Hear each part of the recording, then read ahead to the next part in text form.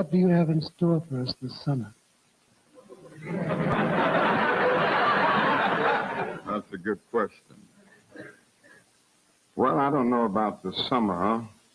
I guess I should begin with what we have in store for the spring.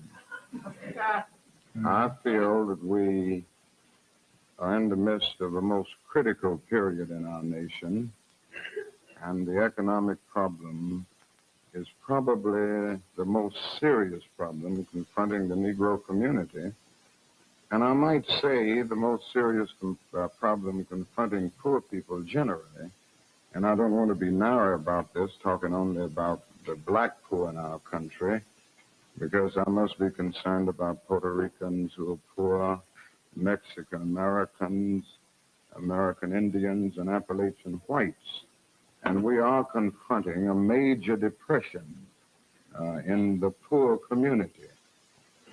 And I think the time has come to bring to bear the power of the direct action, the nonviolent direct action movement on the basic economic conditions that we face all over the country.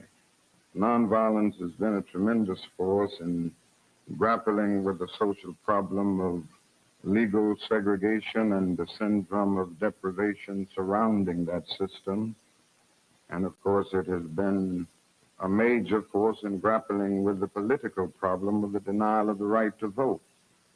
But in winning victories like the Civil Rights Bill of '64 and the Voting Rights Bill of 1965 around the issue of segregation and voting rights, we discovered that these legislative strides did very little to improve the lot of the millions of Negroes in the ghettos of the North and in the nation generally. In other words, it did very little to penetrate the lower depths of Negro deprivation in communities all over. Welcome to another episode of You Left Shit Out. I'm your host, Compton J. Okay, I just wanted to make sure that wasn't going to play. I'm your host, Compton J. I'm here on a weekend because I had the issue with one of my cars getting towed. And we're still kind of dealing with that today. So that's why I'm home. And so decided to do this stream. This topic has kind of been sitting on the shelf. And I thought today was the day to do it. I kind of have to feel the topic in order for me to do it. So I felt this topic today. So shout out to everybody on Rockfin. I got to pay attention to Rockfin more to give them some more love. But shout out to everybody on Twitter also. Of course, YouTube, Facebook, Twitch. And let's go ahead and begin with the graphic here. So, Autopsy, the American left. Now, I've updated my vernacular to the U.S. left, but in keeping with the first one, as to why on the graphic you see the American left, but in the title you see the U.S. left, and that's the reason. So, I do recommend, and if I remember, I'm going to try to remember to put that link of the first one in this description. It's not there yet, and also the articles afterwards, but the articles we're going to be covering afterwards.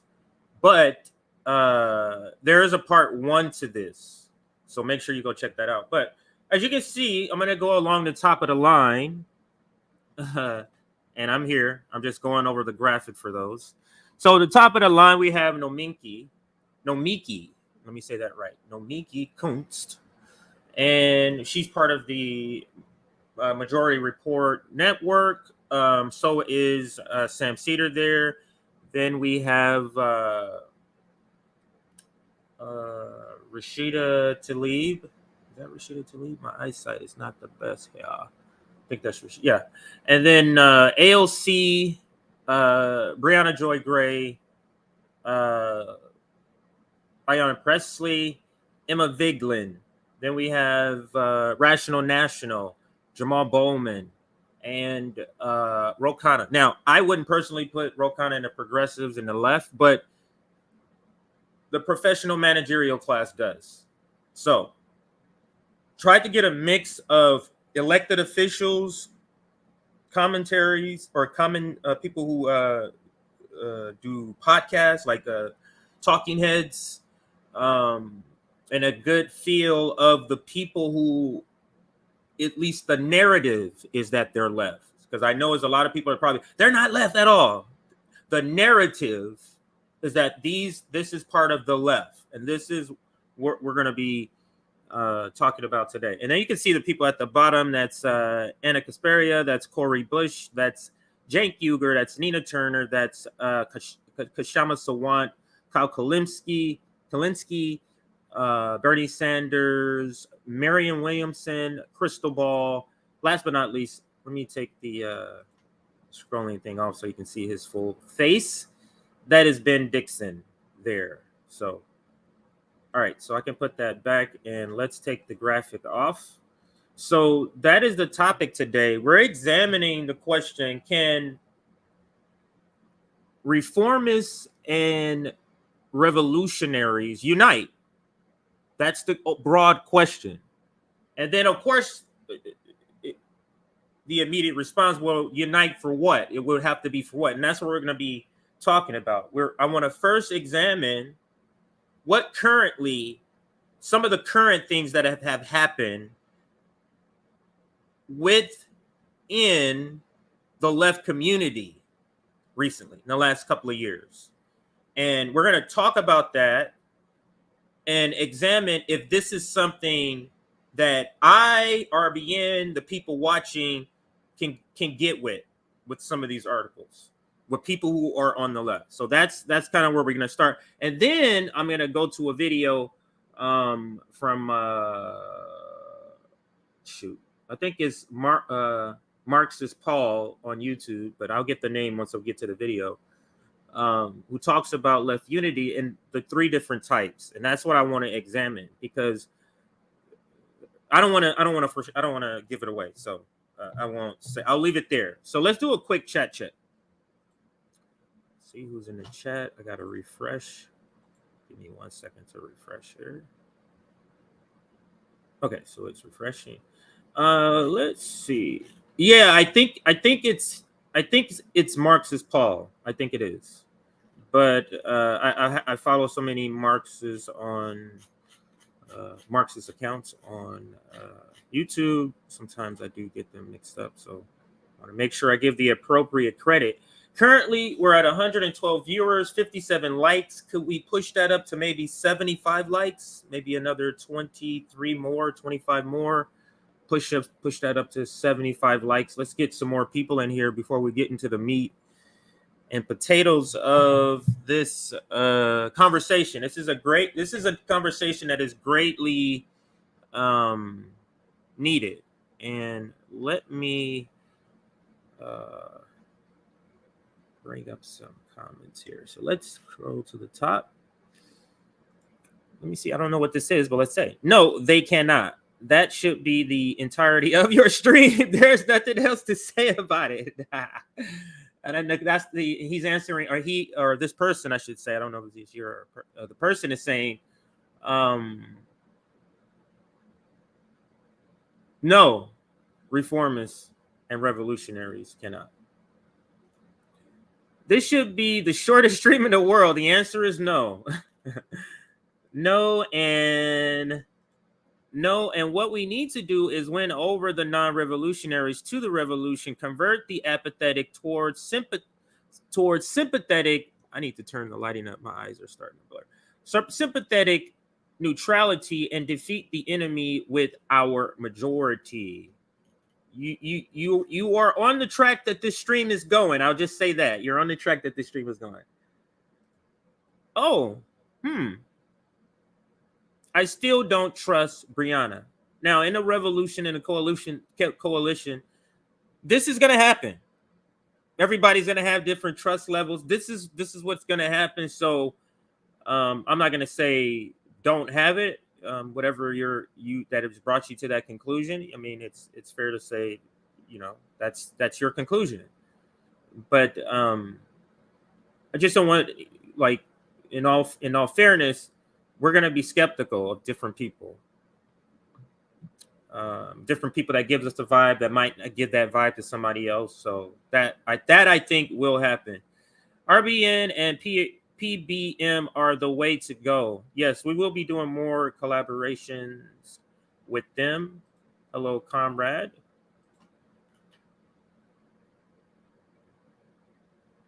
Good vibes. These media leftists have to take a public stand against Israel, ignore attacks that they're anti-Semitic, and support the BDS movement. Once that happens, other things will fall into place. I get this comment, and thank you for the comment. They have to start standing up for their policies, essentially, is what I got from that. So this is a critique of Briahna. Briahna's neutrality and playing both sides is no better than Kyle. So this is what a question I had for her when she came on our show, you can CJ show. I said, why is it do you think you, this is me speaking to her, so her Bree and Case Study QB are able to move about the reformist camp and the revolutionary camp with ease, that nobody else can no one else kind of that I can see, or I've seen, I should say, because maybe there's people out there I just haven't seen it. I asked that same question, or I asked that question. I couldn't say that same question because that's not the question you're asking. So, all right. So, great comments. Yes. All right, so I think that's where we're going to get started. Love when you stream on Saturdays, and I like it too because it's not rushed for me. You got to understand, I have a very extremely busy life, and it requires punctuality. It requires keeping a schedule. So I don't have a lot of research time. When on the weekends, I can just spend time like all day. The stream was planned for 12, and the reason, or 3 your time, 3 East Coast. But I took some more time to just really feel the topic, because I was going to go a different way than I'm going right now, that I'm going to go on the stream. So that's where I landed, or this is where I'm going to be landing. Or I kind of explained how the layout, the outline of how we're going to break down the stream here. Thank you for reaching that goal. We're at 86 likes. Thank you for doing that. Onward to 100. Join our Substack so you get notifications like streams like this. Now, if you're not on our Substack, if you're watching this in replay and you're not on our Substack, this is the reason. If you're on our Substack, you would have gotten a notification about an hour and a half. Was it an hour and 15 minutes before? No, hour and a half before the stream started. So I highly, highly recommend joining our Substack to get those notifications. Now, this was the count last was it yesterday? Yeah, yesterday. Because I did stream. I think I've streamed every day this week, I think. So, I mean, this is amazing, but this is from yesterday, 560. It's amazing for us. Other people with bigger streams, this is nothing to them, I guess. So we were at 560, and now we're at 668.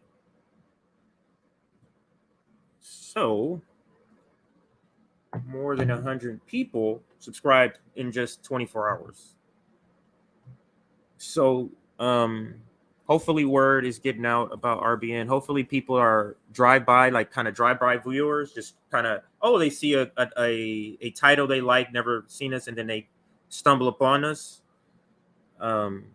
So maybe all of just the things are aligning, but great. Join if you like it, or stay, watch the stream if you're new.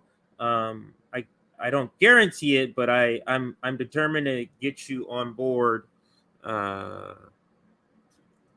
with RBN and being a subscriber. So let's put the title, The U.S. Left. Up, and we're going to get started. So let me go to my notes here. So in my previous, and maybe I'll play a little bit of it. Do I have it here? Yeah, I'll play.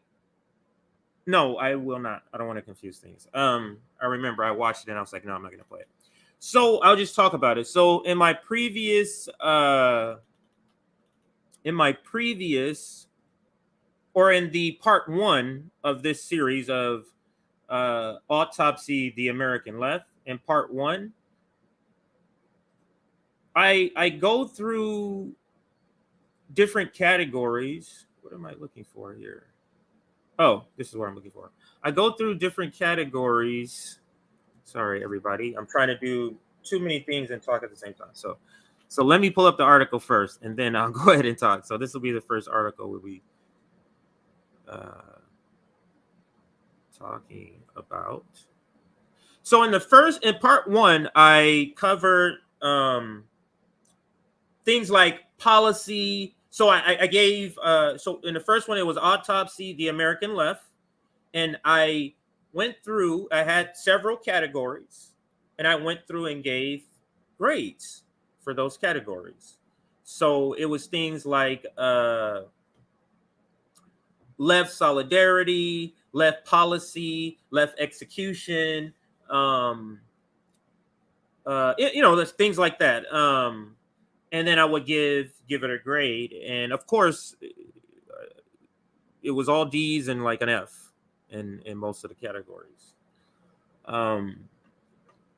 So this stream, what I'm going to be doing is taking some recent sort of events that have happened in the last couple of years, or the Biden administration at least, that we're going to look at it from the progressives' point of view, from the progressive Democrats' point of view, because that's when we're talking about the left. As far as elected, we're talking about elected progressives. That's the people who we consider the left. So when I refer to progressives, that's what I mean by that. So we're going to be, sort of examining a bunch of articles from the perspective of, can we team up with people that are behaving this way? Can we team up with people that are doing things that are okay with things like this? That is the perspective that we're examining these articles, okay? Because this is all about, can revolutionists and reformists unite? And I consider RBN revolutionists, because we're not trying to fix the apparatus, reform the apparatus. We're trying to destroy and rebuild. So let's hop into the article and get started here. So U.S. House passes pro-corporate climate bill. Hang on a second here. I think I have notes specifically for this one. So let me just make sure I don't. I do. All right. So everyone on this. Okay. So I have where I want to go, because it's a long article. So let's scroll all the way down. I'll read just a little bit of it, and then I'm going to scroll down, just so you know what the article's about. On Friday, now this is from August. So on Friday, the U.S. House of Representatives passed the Inflation Reduction Act of 2022 on a strict party line vote. All Republicans voted against, and all Democrats, who hold a narrow majority, and that is key, who hold a narrow majority. If you hold a narrow majority, you have leverage, right? So let me read that last sentence again. All Republicans voted against, and all Democrats, who hold a narrow majority, voted in favor. The bill, having been passed in a similar party line vote by the Senate last Sunday, will now be sent to the president to be signed into law. So we already know what happened, But I just wanted you to know that's where this article is coming from. Now, let's read a little more. Democratic Party, maybe there's more here. Am I skipping something? Yeah. The Democrats and media outlets aligned with the Democratic Party are hailing the measure as a landmark and historical breakthrough in the fight against global warming and a major advance for tax fairness, affordable health care, and inflation control. None of that is true. The World Socialist website has published several articles detailing the actual provisions of the bill and exposing the Democrats' cynical and misleading hype. It is clear that the orchestrated effort to present this pro-corporate bill as a major piece of social reform legislation is a desperate attempt to reverse Biden and the Democrats' collapsing popularity support in the run-up to the November 8th election. And I'm going to stop it there. I was trying to remember the next part. I wanted to scroll. Now, this is where we're going to scroll down.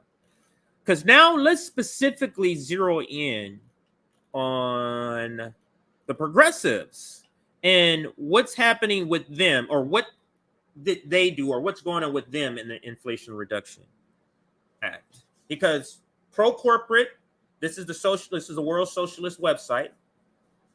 So we're talking about socialists from an international perspective, not socialists like AOC socialists, okay? AOC socialists is like Jacobin, DSA. That's not what we're talking about, socialists. So let's read what this article says about the progressives. So every one of the so-called progressive Democrats in the House voted for this miserable pro-corporate bill. Representative Pramila Jayapal of Washington, the chairman of the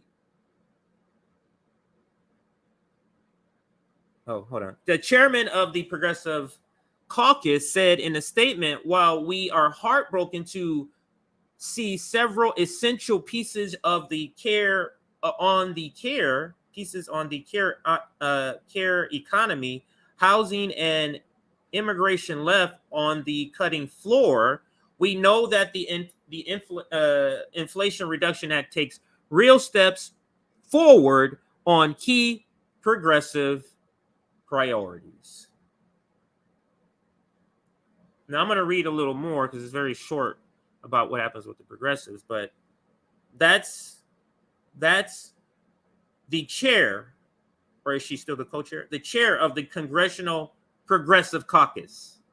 That's her statement about the Inflation Reduction Act and all the progressive items that were gutted. That's how she describes it. Now, how I would describe the Inflation Reduction Act, calling it a climate bill, because they list all the climate provisions, but without talking about all the climate damage that's also in the bill. So it's the equivalent, and this is the analogy you want to give to people about the Inflation Reduction Act. It's like if the climate crisis is like a sinking boat, and it's you and another person in a boat, they're saying the climate bill is the bucket getting all the water out. One of you is getting all the water out. That's the climate bill. Saving the ship, right? There's a bird right here on my window. That's why I'm looking up. Saving the ship, right? But the problem is, in that same climate bill, so-called climate bill, your partner is with the same amount, if not a larger bucket, taking water from the ocean or the river or wherever the boat is and putting it back into the boat. So that's essentially what the Inflation Reduction Act is doing. So calling that major steps forward in the climate crisis is just absurd. And she knows that. Pramila Jayapal knows that. Yeah. Yeah. Okay. So I'm trying to remember. Did I say that was Pramila in the graphic? Anyway, I may have said the wrong person, but anyway, so yeah, let's continue. Ayanna Presley of Massachusetts, a member of the so-called squad, said, "While our work is unfinished on paid leave, housing, disability." Now look at the stuff. Oh, look at the stuff she lists. And you tell me who these things affect. While our work is unfinished on paid leave, housing, disability justice, immigration, the care economy, environmental justice, and more. Isn't that everything? Isn't that everything? This bill is historic and desperately needed. Why? If you're saying all of this is unfinished, how is it unhistoric? And why is it desperately needed? Why do we need a bill that's simultaneously removing water from the boat and putting water back into the boat? Why do we need a bill doing that?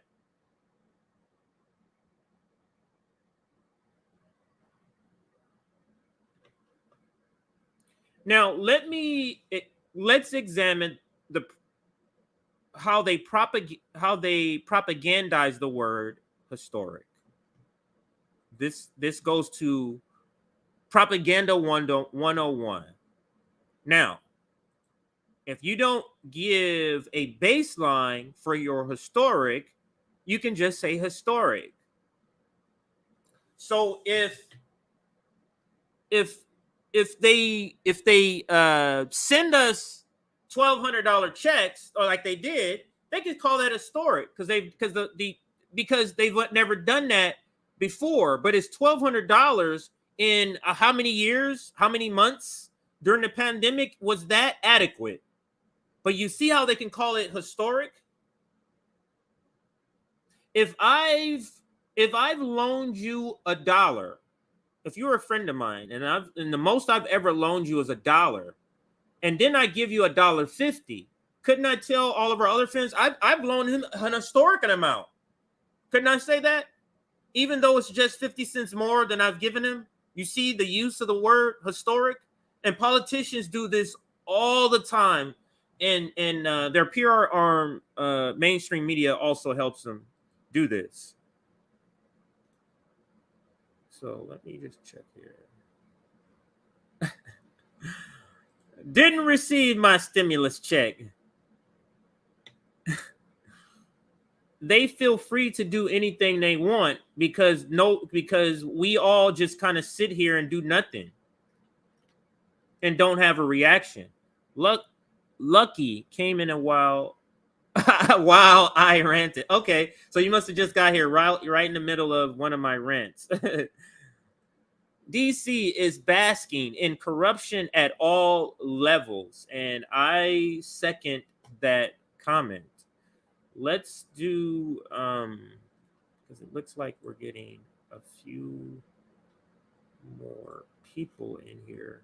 Before I read on, let's like the stream pretty please. Let's get some more people in here. I'm in a mid rant, as somebody said. 131 likes. That is actually awesome. I did not expect that. 20 more to 150. Could we do 20 more to 150? Let's get some more people. Let's break 200 viewers. We're getting close. But I think if we get to 200, that probably will break the 200 viewers. Also, make sure you subscribe to our Substack if you're not already subscribed. That's how you get notifications for streams like today, unannounced streams. JB fundraiser, $5,000 housing. The last time I did the calculation, which was yesterday, we've hit $2,200. So we're almost halfway through to the target of $5,000. So thank you to everybody that has donated. These are the places you can send donations. And let's get back to the topic at hand. All right, so That's the misuse of the word historic. Now let's continue. This is one more example of progressives pressing in support of the president's agenda and the Biden White House delivering. Just lying. So let me read a little more of, actually, I'm going to read the Ilhan Omar's part, and that's the end of it. Ilhan Omar of Minnesota, another squad member who is backed by the Democrats, Socialists of America, called the bill a massive step forward.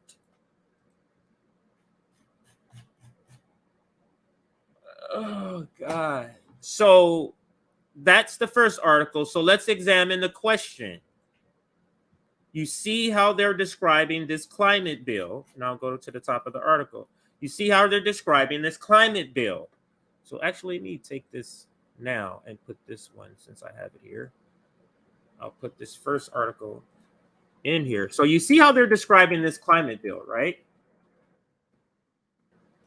Can you team up with somebody that would describe this climate bill the way that it has been described by these so-called progressives, these so-called leftists? Is that something you can do?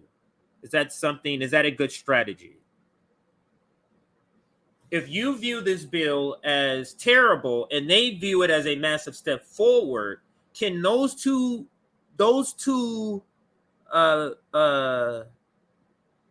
visions of the same sort of policy come together in a coalition?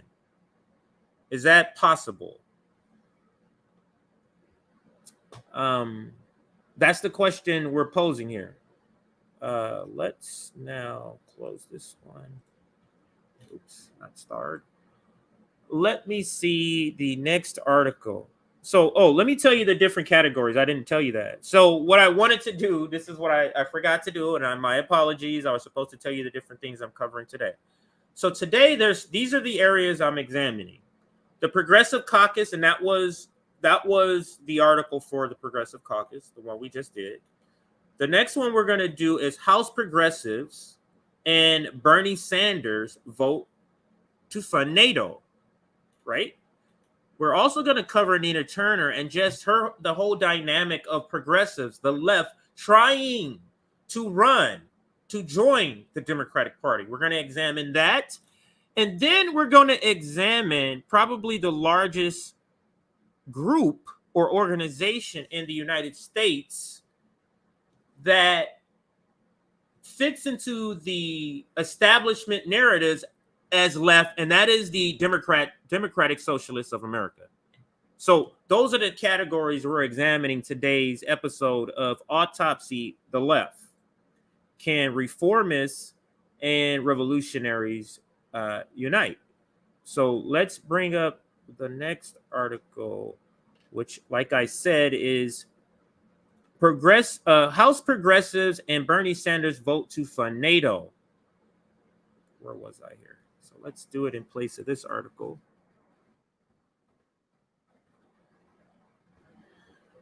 So same source as World Socialist website. This writer is Eric London, and the title of this is Ocasio-Cortez, Sanders, and the DSA vote for war.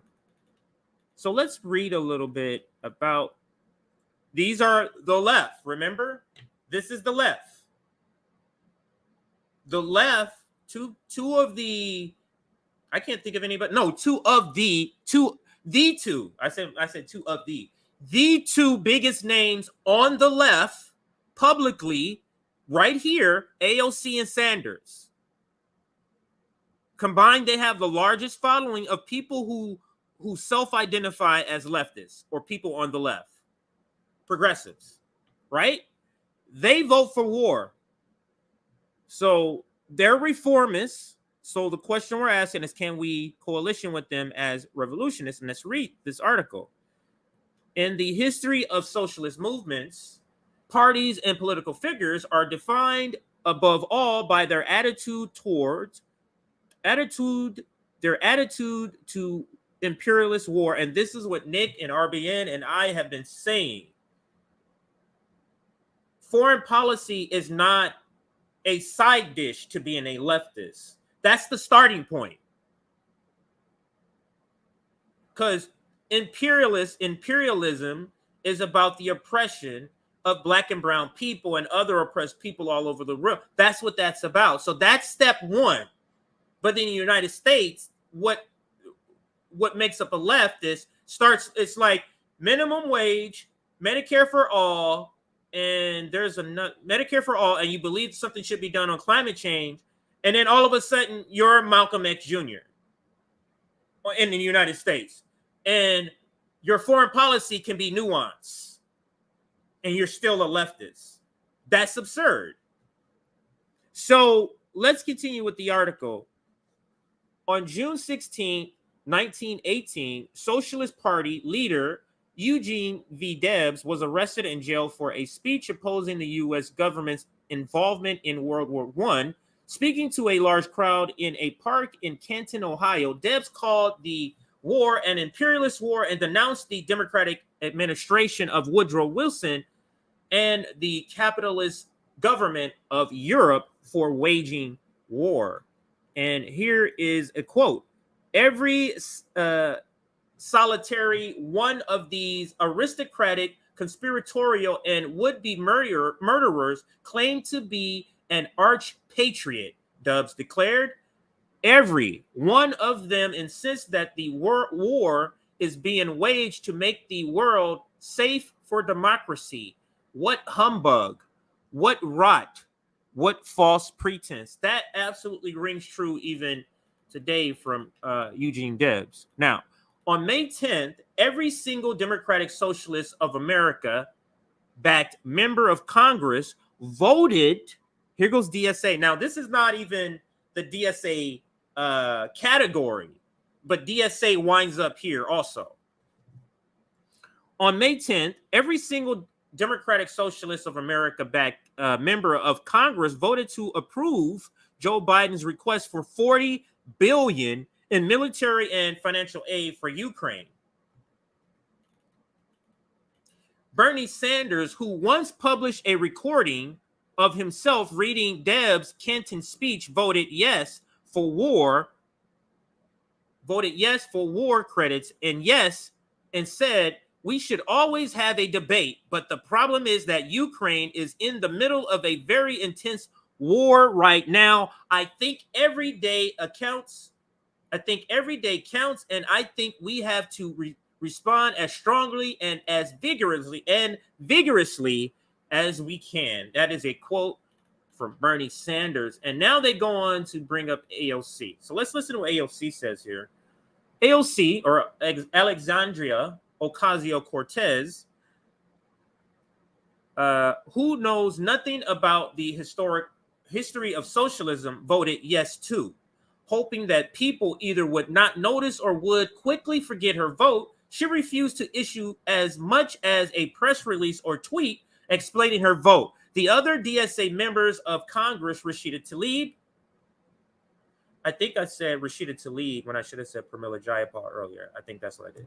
Cori Bush and Jamaal Bowman all voted yes as well. So this, look at that. Every name, Alexandria Cortez. You already know Bernie Sanders, right?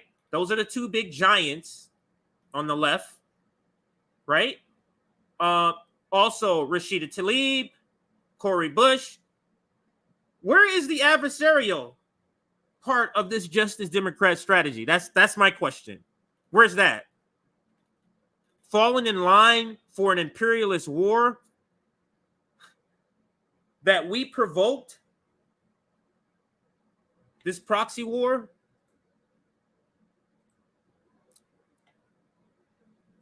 Let's continue. The vote marks a crossing of a political Rubicon. It is an endorsement of the U.S. NATO war against Russia. It takes money out of the hands of working people confronting inflation and poverty at home and directs it towards death and destruction abroad. It drastically increases the possibility of world war between nuclear powers. Ocasio-Cortez and Sanders has risen to national prominence by promoting themselves as representatives of the anti-war and left-wing sentiments of masses of people. The DSA similarly calls itself the largest socialist organization in America. That's what I said. But their pro-imperialist actions speak louder than words. They are nothing more than petty bourgeois lackeys of the most ruthless imperialist power in the world. This is a beautiful sentence right here. They are nothing more than petty bourgeois lackeys of the most ruthless imperialist power in the world. And I'm going to stop it there as far as this article. Let's look at some of your comments. I got 100 comments, so let's look at some of them here. Last stage of awakening to cognitive dissonance is a hard pill to swallow for people that haven't studied history and are just living their lives. Mike Rupert talk Rubicon. Never trust people who use the word Rubicon. I'm just throwing them up there. I'm not pre-reading them. Difficult to keep track once the once left gets fully owned. Just how many wars of aggression, etc., they then back. What's up, John? We already know who these monsters are. Oh, this person is listing something. I'll skip that. Clinton and Obama adored Kulinski. Michael Parenti pointed out this longtime friend Barney actually, do you mean Bernie? Actually voted for attacks of Libya. Was it Syria? Both. That I don't know off the top of my head, or I don't quite understand. Maybe that is the better way. I will never have infrared on the stream. Yes, yes. Here we go. I would never have. It's just a brand. See how much your sports team's mentality gets you. See, I don't get it. But as you can see, we have these lunatics, these morons here, and I don't have a problem reading your I don't have a problem reading your comments. I'm not interested in speaking to somebody named is that his mom named him Infrared? Is that what happened? Who the fuck? What the fuck is an infrared? Why are we calling them infrared again? I'm a fucking grown person. I'll call people by names like infrared. Call me Jay or Compton. Those are actually those like Compton J. That's my city. What is a fucking infrared? The fuck out of here. Anyway, back to the message at hand here. What this is saying here, that they would vote to fund NATO. And what I love about this website, the World Socialist website, is that they use the vernacular I would use when describing these things. Like, let me go back to where they described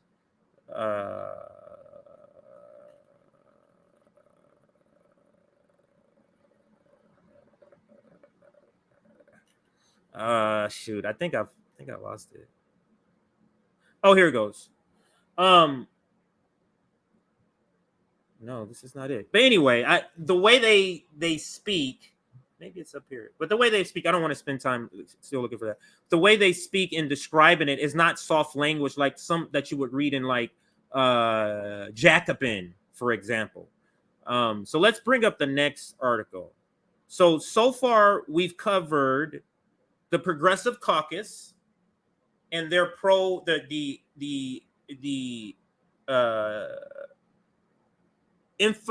Inflation Reduction Act. I'm sorry, I was trying to not use the acronym and say the word, but the Inflation Reduction Act and how they call that a pro-climate bill when it's actually a pro-corporate bill. And this article we're just finishing up with, this is about the House Progressives and Bernie Sanders vote to fund NATO. Now I'm going to kind of, I'll save that one for last. Now let's go to Nina Turner. And for this next article, we're going to go away from the socialist website, but we're going to go to a different socialist site. And that's the Socialist Alternative website, the one that's affiliated with Kshama Sawant, and read their article. And that's a picture of Nina. Here is their article. Unity with the Democratic Party cost Nina Turner the election. Okay, so that's the title. So if you want to look this up, this is Socialist Alternative. Actually, while I have it here, why don't I toss the link in the... I'll toss the link in here.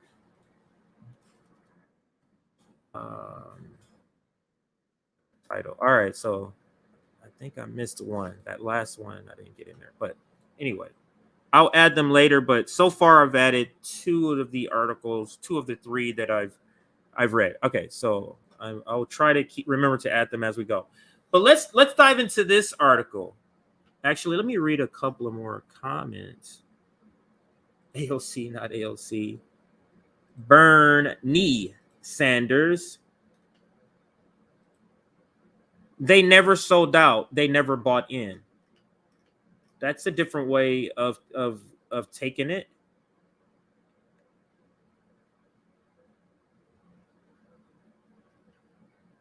I didn't get that joke, so I won't put that up there. Yeah, some kind of joke.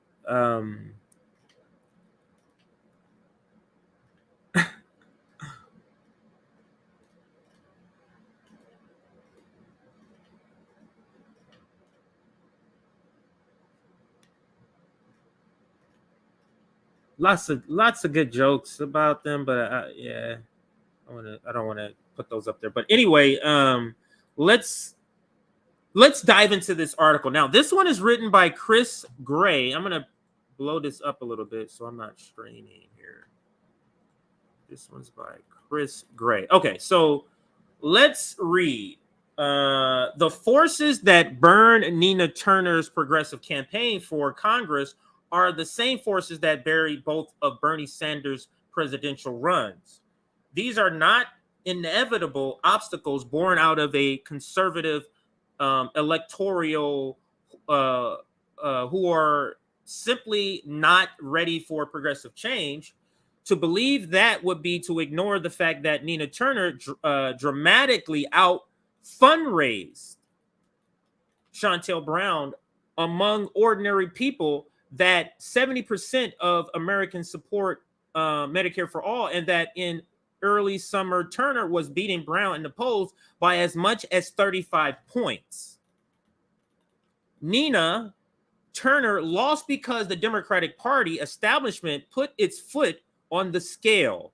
They threw Shontel Brown last minute, high-powered endorsement from Hillary Clinton and Rep. Jim Clyburn. In the final weeks of the campaign, the establishment-connected PAC spent millions on advertisement painting Nina Turner as a disloyal Democrat. The lessons from this defeat, which felt like the tragic echoing of Bernie's 2 defeats, is that if the left is going to win, we need to make a jailbreak from the thoroughly pro-corporate Democratic Party. So the party that reformist leftists want to associate, affiliate, get voted onto, that party doesn't want you. Not just Nina Turner, I'm talking about progressives. That party doesn't want you. And to prove that, they refuse to even take up a vote on banning dark money in the primaries. To prove that, who is dark money directed to? That is a direct target. That is a direct ammunition for progressives. The people who are clamoring to be on the team with imperialists. So the question is, can you watch it now? Can you coalition with that? And I'm using the word coalition specifically, or unite, either one of those, because we're going to talk about the different ways we are able to work with anyone, but we're going to specifically kind of narrow it down to reformists on the left is what we're going to narrow it down to. So let me see if I want to. Oh yeah, I do want to read a little more here on this article on Nina Turner. So Nina Turner's campaign faced very real obstacles: the scandalously misleading ads from corporate PACs, the invention of the Democratic establishment, and the very real issues of special elections, where in this case only 1/5 of the normal electorate voted.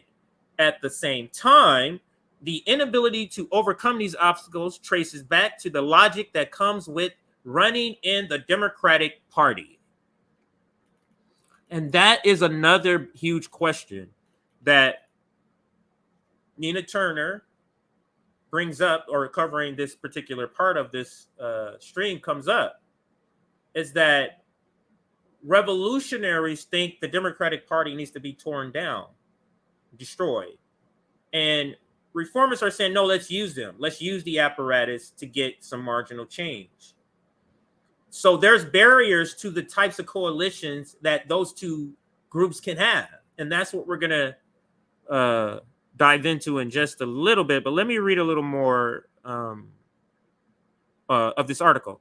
Nina Turner was not a political unknown with no name recognition. She was the former executive director of Our Nation, was endorsed by Bernie Sanders and the Squad, organizations like Sunrise Movement, the Justice Democrats, and unions like Amalgamated Transit Union. I don't want to say it there. I've already said it the wrong way, but American Postal Union, Workers Union, locals of the Communications Workers of America, National Nurses United, all these unions. So I don't need to read them all. She was endorsed by the Democratic Socialists of America, although Turner herself does not identify as a socialist on her campaign site. And that's key. She does not do that. But now this is, of course, talking about the first campaign, because a lot of these endorsements she did not get again and the second time around, which probably made why her defeat was even worse than the first. Wait, is this talking? This is August. Yeah. Her other election was early. Yeah, that's right. Yeah, so her opponent, Chantel Brown, was a local Democratic Party insider whose website background is a picture of her with President Barack Obama. She was endorsed by Hillary Clinton and numerous other National Democratic Party officials, over 50 Ohio mayors, prominent faith leaders from the Black community, and over 15 unions, including Cleveland Building and Construction Trade Council. Without this institutional support, her campaign would be anemic. Nina Turner raised twice as much money in total direct campaign contributions and multiple times more total campaign donors, though this was eventually outweighed by the massive amount of corporate PAC money spent to support Brown. Now, this goes on a little more. I'll read maybe a little bit more of it. But first, let's go ahead. I gotta just like the stream, pretty please. Let's see where we're at here. Let's see.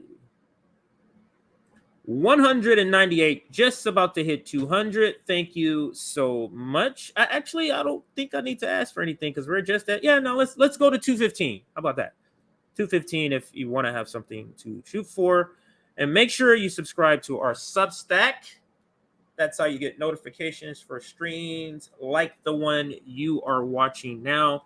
And also make sure you subscribe to RBN so that you can keep up with our content. All right, so let's read this last little part before we move to the next one and then get to this video. Bad Democrat. While it is true these corporate PACs scandalously misrepresent Nina Turner's actual position on issues like universal health care, raising the minimum wage, and immigration reform, their primary appeal to vote against her was on the basis that she was a bad Democrat. For example, they used her correct position to vote hell no on a Democratic platform that did not include Medicare for all, as an example of her undermining the Democratic Party as a whole. Now, let's pause there. This is a very important point. because she was defeated as being a bad Democrat the first time. That was the whole thing. So, but the bad Democrat, what they're labeling bad is something she did as standing for her progressive policies, voting no on a DC platform that did not include Medicare for all. So are you saying you have to give up your progressive stance, your progressive guts? Maybe that's what we're seeing, the gutting of the progressives, elected progressives, in this manner. The AOC just voting, abstaining from voting for the Iron Dome, or voting present. I think she voted. She said voted present.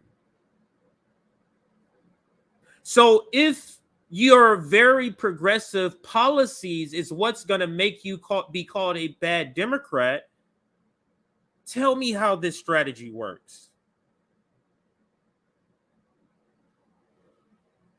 Is this the reason why progressives aren't really showing their progressive chops when it comes to policy matters? Is this the reason why? Because they don't want to be considered a bad Democrat for standing up for their policies? And as revolutionists, is this something we can team up with to work with on some certain things? People that are okay with this. Is this something we can team up with? So I think I'm going to pause there because I do want to get to the next article.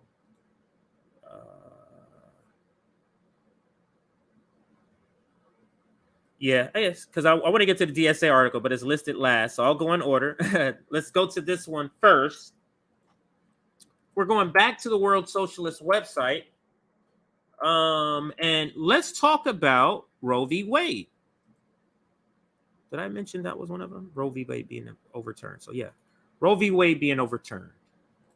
So let's examine that, because that's a real issue that most people on the left strongly believe in. Pro-choice rights. So let's read about the team. Now, this is a big left issue. So let's read about what the team who elected leftists have chosen to side with. That's the Democrats. They've said, hey, let's go with the Democrats as our representatives as the left. Let's see how that worked out. Let's read this article. So Biden signs toothless executive order in lieu of serious measures. That means in place of serious measures to defend abortion rights. So this is written by Barry Gray. So let's read on, or let's read. On Friday, President Joe Biden gave a White House speech and signed an executive order purporting to do all he could as president to safeguard women's access to abortion medication and bolster the security and legal options of both those seeking and those providing abortion services. However, the meager scope of the executive order provisions, as well as Biden's speech, belied his efforts to present himself and the Democratic parties as defenders of the right to abortion and democratic rights in general. The White House only announced the speech and the executive order late. Let's remember that. They didn't have anything planned at first until they saw all this big uprising. Remember the girl that was on MSNBC? It was her and a friend, young white female. It looked summer because she was dressed in like a bikini top and some shorts. And she was like, yeah, the Democratic Party is fucking up. But anyway, I'm probably going to vote for him anyway. Remember that video? If I have time, I'll bring it back. I'll show it. Yeah. So because of all of that was going on, that pressure. So that's why they decided to even do the executive order. So the White House only announced the speech and the executive order late. Thursday, late Thursday amidst growing and increasingly public criticism from sections of the Democratic Party and abortion rights groups linked to the administration's failure to even make a pretense of serious fight against the Supreme Court's overturning of Roe v. Wade 2 weeks ago. So the party that purports or that says, that say, we support the right to choose, we saw their reaction when that right was snatched away, as they watched it be snatched away over a 50-year plan. Like literally. How slow can you go? How slow motion can you go? No fight at all. So let's continue. The very fact that the event was held in the middle of the workday and not during prime time, middle of the workday and not during prime time, pointed to the cynical calculation behind it. There was no intention of mobilizing mass popular anger over the ruling by far-right ideologues on the court and the barbaric or abortion ban being imposed by Republican governors and legislators in states across the country. It was a fake attempt. Oh yeah, I'm trying. That type of attempt. So your once constitutional rights are being taken away, and that's the reaction. Leftists, progressives, that's the reaction of your party? So revolutionists, can we team up with people who have this strategy? Is that a possibility? Or this is a better question. Is that a sound strategy for us? That's a better question. So let's read a little more. Do I still have that up? Yeah.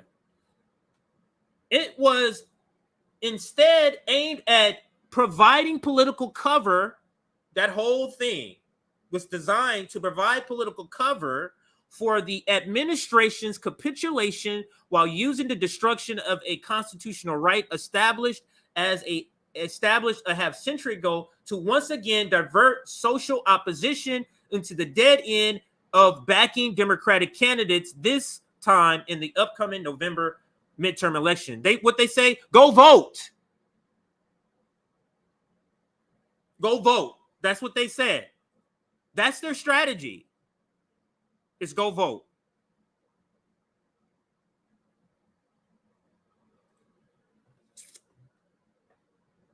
That's Roe v. Wade. So when it comes to Roe v. Wade, is it a sound strategy to team up with reformists who are teamed up with the Democratic Party? Is that a sound strategy for us as revolutionists?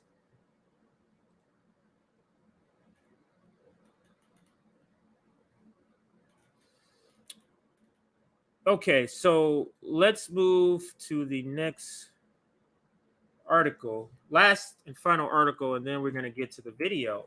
Because now we're going through the receipts to identify who are these reformists. What is their strategy? What is their execution? What are they? What are their results? That's what these articles were doing, examining that before we can answer as revolution, is this a good strategy for us to team up with them? So let's read this. And this article I covered before on under a different, I think it was this title. I used this exact title. Democratic Socialists of America confront left-wing opposition to Biden by shifting further to the right. So this is the largest organization, a self-identified socialist organization in America. The largest. Let's listen to what they're doing. This is written by Eric London too. I'm starting to like Eric London's writings here. So let's listen, or let's read what the most left representative organization in the United States. Let's see what they're doing. The Democratic Socialists of America is preparing to move. Is that a smudge on my screen? Yeah. Is preparing to move further to the right as the Biden administration and the Democrat-controlled Congress unabashedly prosecute the interests of Wall Street and American imperialism and reject even the potriest proposals for social reform. Okay, this is not starting out well. That's what the most left organization is doing, the reformists. And make no mistake, DSA are reformists. Okay? Jacobin, DSA, they're kind of almost joined at the hip. They do things on their YouTube channel, maybe write articles about Marxism. They're reformists, okay? They're reformists over there. So let's read further. The DSA has long presented a mythical version of the Democratic Party, suggesting that it would open up avenues for social reform once in power. Since the inauguration of Joe Biden, the DSA has presented the Democratic administration, backed by a Democratic majority in both houses of Congress, as a driving force of progressive social change, which even makes me want to vomit just even saying that dumb shit, which we all know is not true.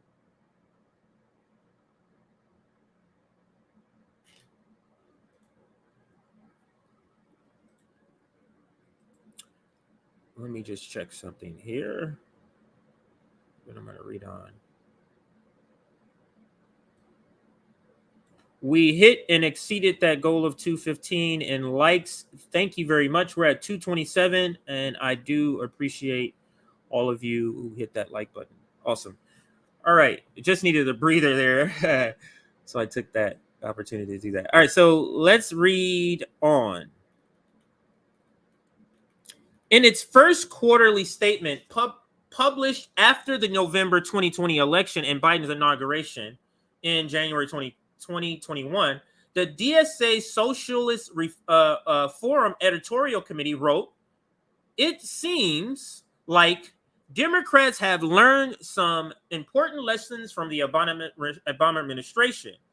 What's more, there is now, for the first time in many years, a meaningful left in this country that will continue to push for the biggest and boldest policies possible to combat the pandemic, social inequality, racial injustice, and climate change." That's what they said. The DSA's promise of a meaningful left through the Democratic Party has proven to be a disaster for the working class. Biden has brought the world closer to the prospects of nuclear war than at any time since the Cuban Missile Crisis of 1962.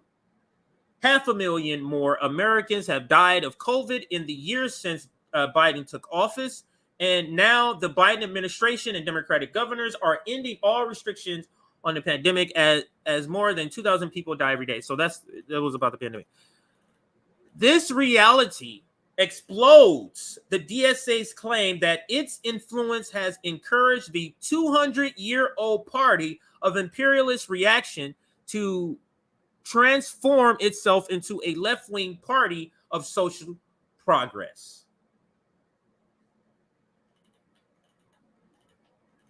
I'm going to read this final paragraph here.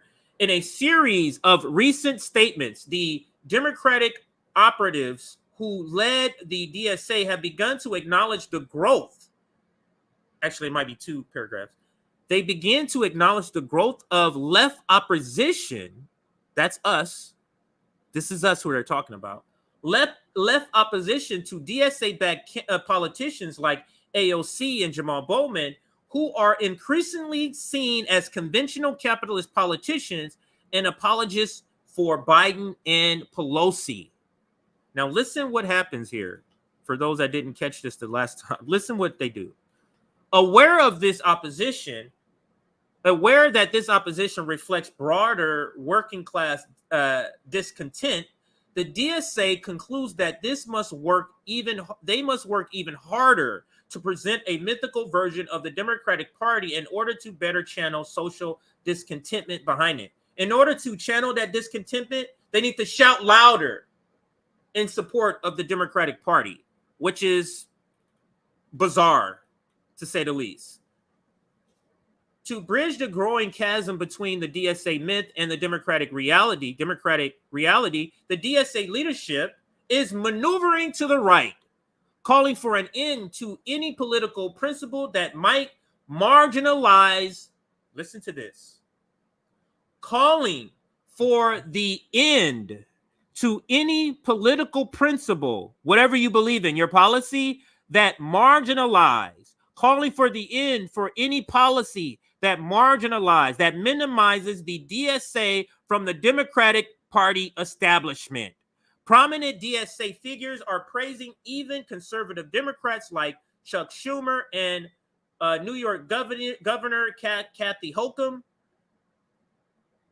I don't know how to say her name. DSA-linked politicians are abandoning slogans that were associated with mass demonstrations against the Trump administration, including abolish ICE and defund the police. Moving to the right, the Democratic Socialists of America. So let's re-examine, or let me just recap what we've talked about in examining this autopsy of the American left, part 2. The Progressive Caucus we talked about. Bernie Sanders and House progressives voting to fund NATO.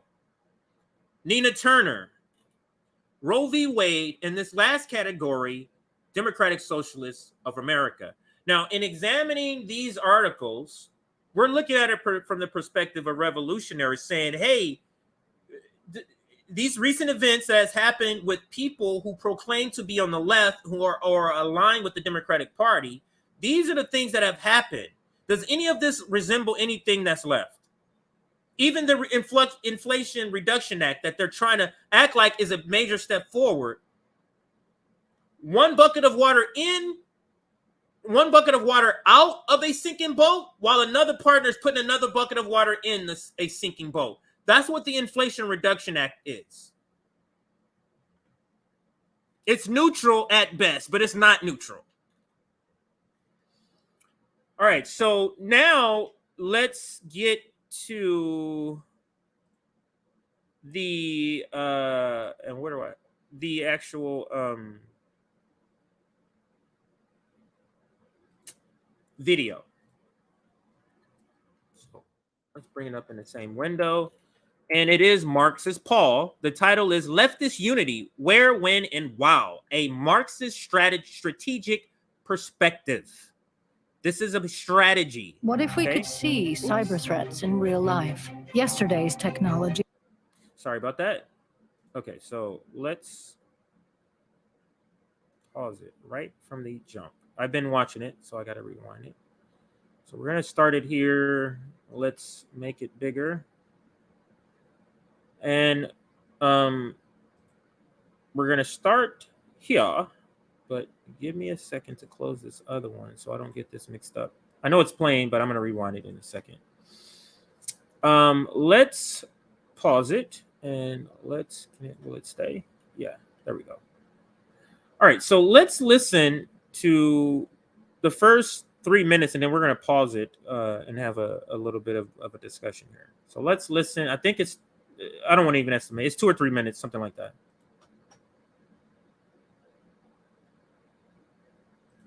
So let me pause it there and read what's on the screen.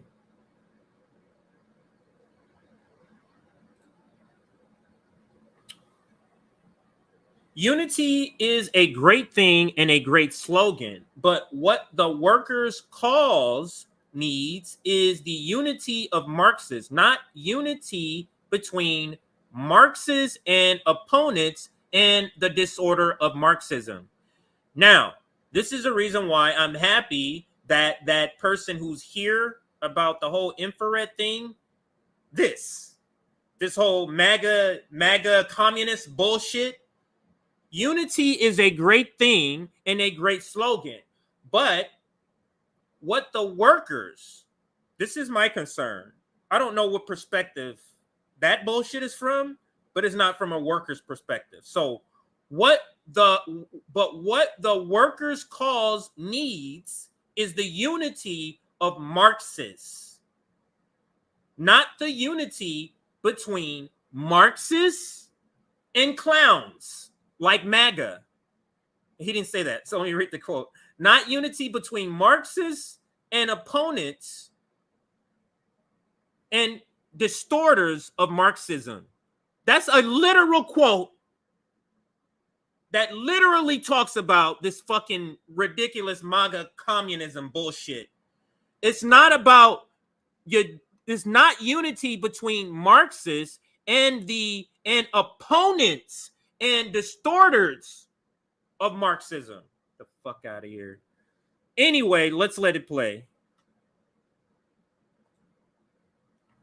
A question often raised in left-wing circles is that of the unity of the left. According to those who raised this question, it'd be desirable if everyone on the vast and very vaguely defined left could unite to form some kind of giant left-wing organization which would somehow encompass everyone from social democrats to anarchists to Marxist-Leninist Maoists.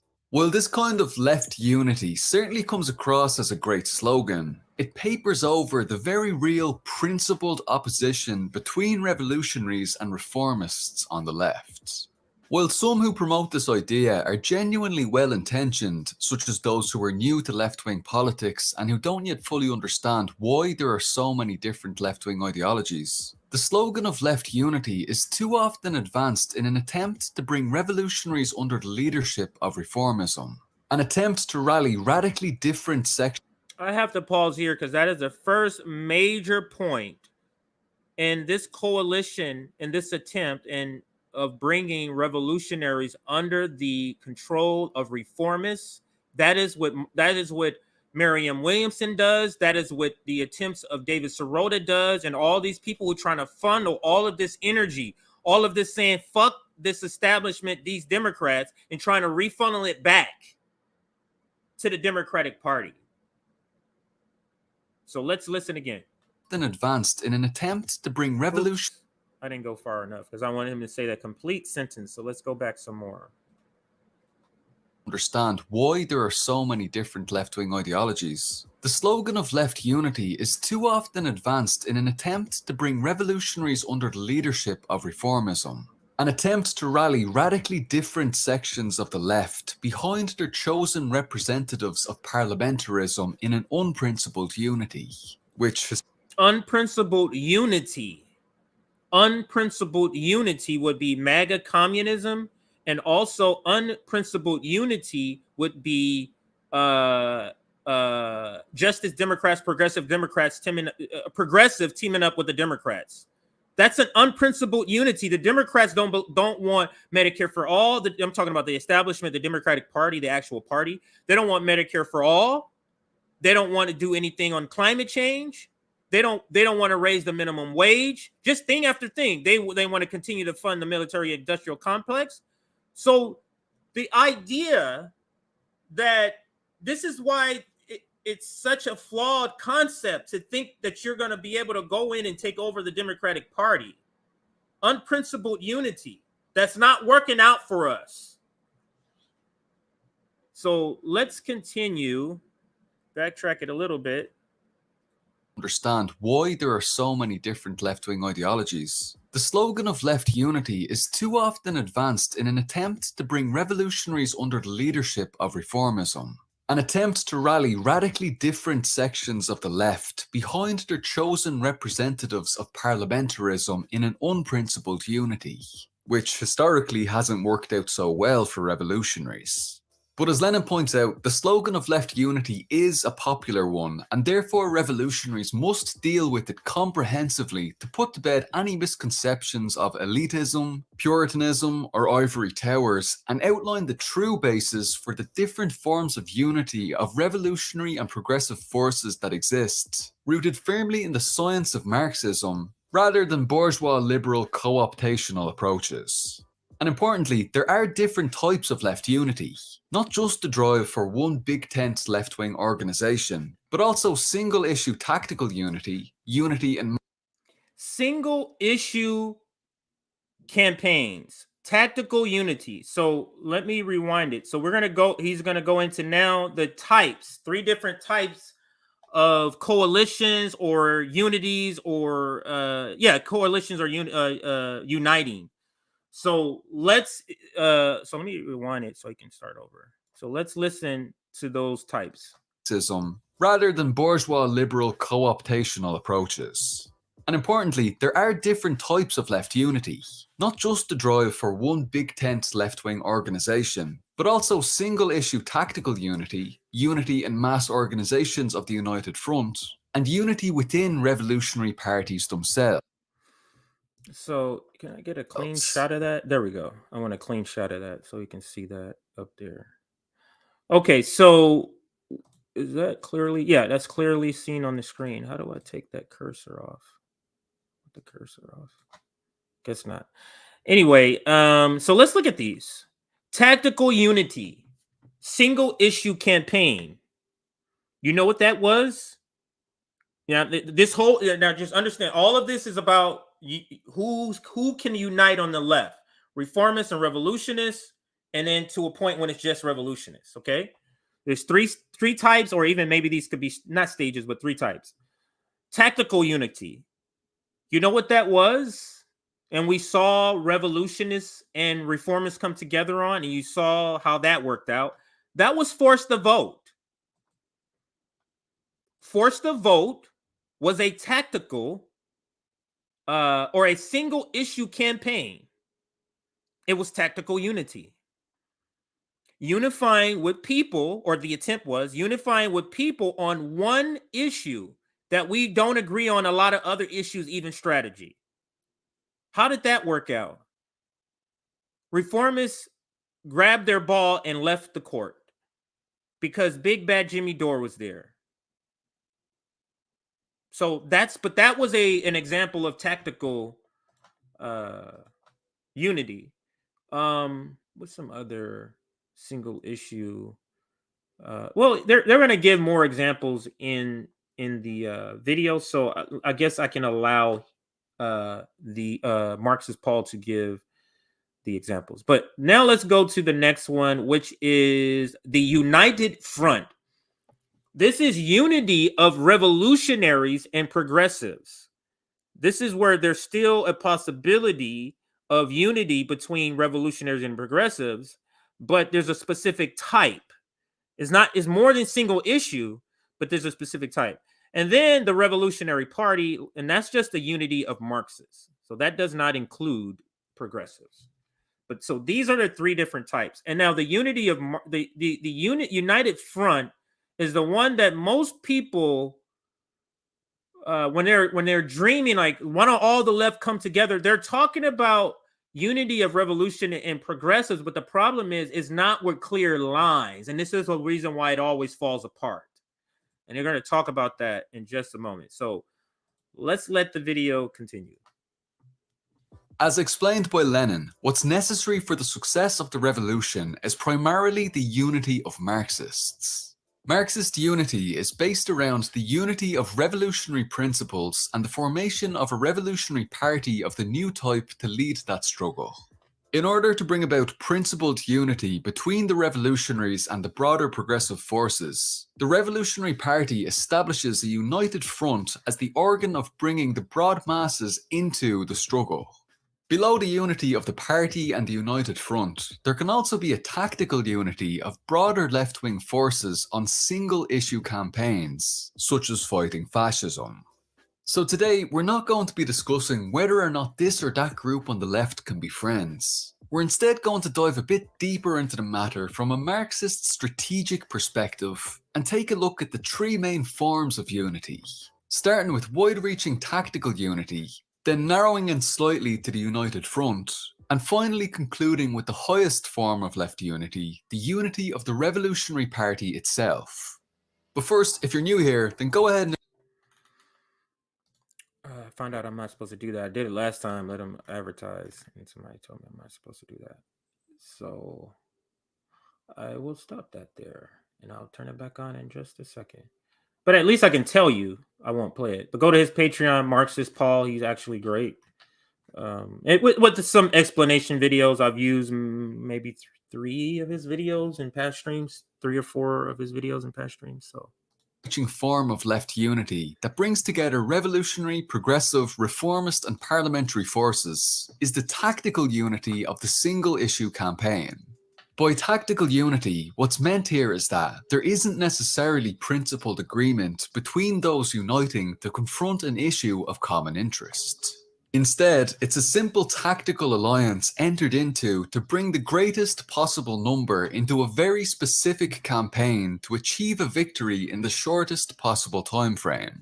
While this form of left unity is quite limited, it's also a very common framework in practice every day. This is the struggle we live. This is the struggle some of us in the same circles or community on some of these social media sites. This is what we live. It's the struggle. These fights that we have, these not fights, but these arguments, these debates we have, these are debates between reformists and revolutionists, and it's not clear that people understand that's the reason why there's this fighting that's happening. It's revolutionists saying that strategy that reformists want to do is garbage, is milquetoast.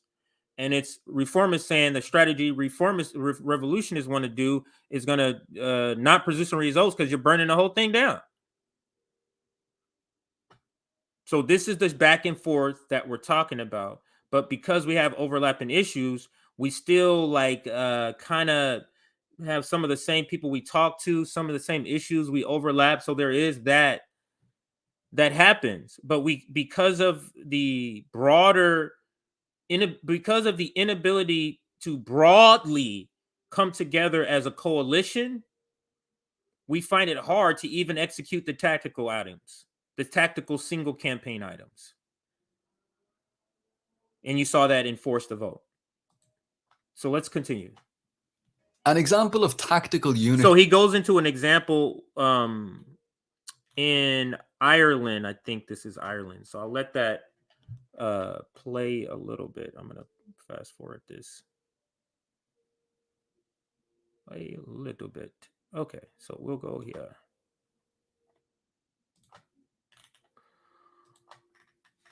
Okay. Revolutionary line. Again, a positive example of 1 second.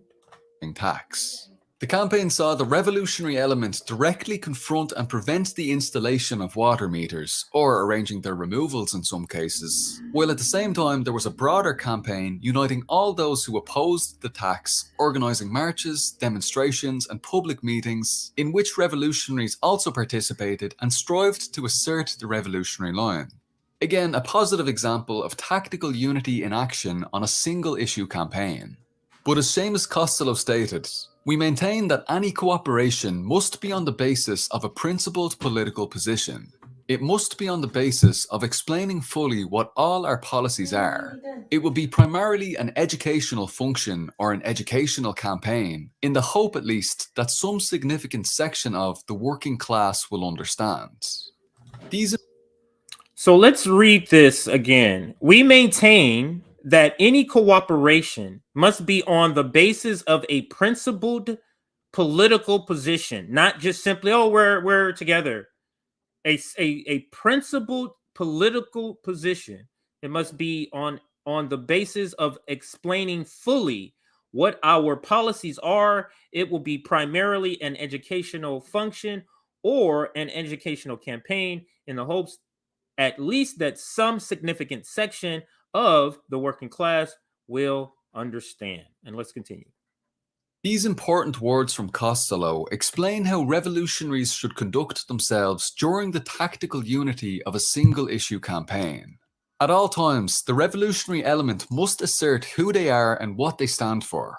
They have to work tirelessly at all times to push the revolutionary line within the campaign, and they must work through political education to convince others in the campaign of the revolutionary position and to provide leadership to the masses with the aim of winning them away from reformist and revisionist lines to the revolutionary line. In this way, when revolutionaries follow the correct line and method while engaged in tactical unity on a single issue campaign, new allies can be found to take unity to the next level, which is the establishment of the United Front. The United Front. So now we're moving into the United Front. So you have the ability of revolutionists and reformists to come together on single issue, Medicare for all, $15 minimum wage, climate action, single targeted specific issues. Now, the next step in progression of that will be the United Front, and that is the next step that he's going to be explaining. We're at 265. Let's see if we can get to 285 as far as likes. So please like this stream. Join our Substack so you get notifications of streams like this and the stream Nick did earlier today. Both were kind of unannounced. We didn't tell you weeks in it. You know, it's not a normal stream. So the one you had earlier today and the one this stream, you would have gotten notifications if you're part of our Substack. So join our Substack. All right, so let's continue the video. Front is the method through which revolutionaries build a deeper, principled unity with progressive forces and the broad masses. The purpose of the United Front is to unite all revolutionary classes and strata under the leadership of the working class to organize forces for the strengthening of the revolution and the defeat of imperialism. Now, did you hear the part that was very important? You're organizing these people under the working class, under the leadership of the working class. Let me rewind that a little more. Oops. The United Front is the method through which revolutionaries build a deeper, principled unity with progressive forces and the broad masses. The purpose of the United Front is to unite all revolutionary classes and strata under the leadership of the working class to under the leadership of the working class. Under the leadership of the working class, not the professional managerial class. That's the key distinction. Organize forces for the strengthening of the revolution and the defeat of imperialism. This is achieved by the adoption of a principled program by the United Front that is put before progressive forces and the masses, asking all who agree to join the United Front. Principled unity is established. So it's basically putting out a call. Hey, progressives, if you're able to do these things. So this is beyond the single issue. If you want to unite with our front, if you unite with us, these things here, and let those progressives who are down with those things join. It's sort of like what somebody mentioned earlier, bringing them to your side. You're using the opportunity to take reformists and bringing them to the revolutionary side. So let's continue. Established on this basis against the common enemies, the dictatorship of the bourgeoisie and imperialism. The United Front is therefore a key, principled expression of genuine left unity between revolutionary and progressive forces. It allows revolutionaries to take great strides forward by uniting with all those whose class interests rely on the victory of revolutionary forces. It's the only basis for any form of genuine, lasting left unity because it's a principled unity. So the United Front is established to bring about the greatest possible principled unity between revolutionary and progressive forces and the masses, for the waging of struggle and the eventual victory of the revolution itself. The front is then a key weapon of the revolution, and it's argued by some revolutionary organizations that the United Front is itself the organ of new power. That is, of working class power, and as such can be seen as the new revolutionary state itself in embryonic form, even before the victory of the revolution. And if you hopefully you understood that, or from what I took, he was saying this is sort of the beginning stages, the embryonic stages of the new state. This coalition, this united front between progressive forces and revolutionary, and once it becomes a united front, once those progressive forces have come on board with those revolutionary tenets, as long as they come on board with that. So that's what that's saying. Beyond just theory, successful real-world examples of the United Front can be seen in the Chinese Revolution, the Vietnam War, the Peruvian Revolution, and by studying the strategy and tactics of the revolutionary forces engaged in People's War today in India and the Philippines, in which the United Front plays a key role. Here in Ireland, the idea of the United Front isn't a new one, as the 1916 Rising was the result of a united front between the Socialist Republican Irish Citizen Army and the petty bourgeois nationalist Irish Republican Brotherhood and Irish Volunteers, which brought a wide array of forces into the Irish Revolution, including Cumann na mBan and na Fianna Éireann among others. Now, beyond the United Front, the highest form of left unity is the unity of Marxists. Marxists understand that without revolutionary theory, there can be no revolutionary movement. We also understand that there must be a revolutionary party to put that theory into action. So, to be clear, this stage does not include any progressive forces. So, we're still going to cover it, but it's not necessarily on the topic of, because uniting with progressive forces or progressive people, progressive-minded reformists, it's tactical, single issue campaigns that we can unite on, that we agree on. Same that with like a libertarian. And then united front is those reformists who say, yes, I'm ready to take up and become sort of a revolutionist, or at least a deputy in that sort of making. After the revolutionists have made a clear description, understanding of, hey, if you want to join, this is what we're doing, this is what you have to want, that sort of thing. If they come on board with that, those are the two that we can do. We can't master number one. So far, the American left, the US left, can't even do the single tactic, the single campaign. They haven't even mastered that. So the united front, of course, is still far away, of course. So, but yeah, let's listen to the unity of Marxists. And lead the revolution. It's this revolutionary party, the Communist Party, that brings about the unity of Marxists. Since the publication of the Communist Manifesto in 1848, revolutionaries have argued that the working class must unite as a class in order to achieve liberation. I hear the Communist Party of the United States has been long taken over by Democrats. I've heard that already. Yep. So, again,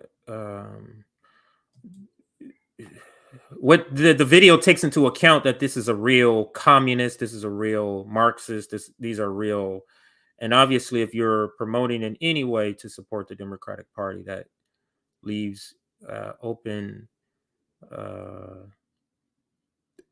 a valid critique of your communist Marxist policy, communist Marxist Leninist. I don't know what they are. So yeah, I hear you on that comment.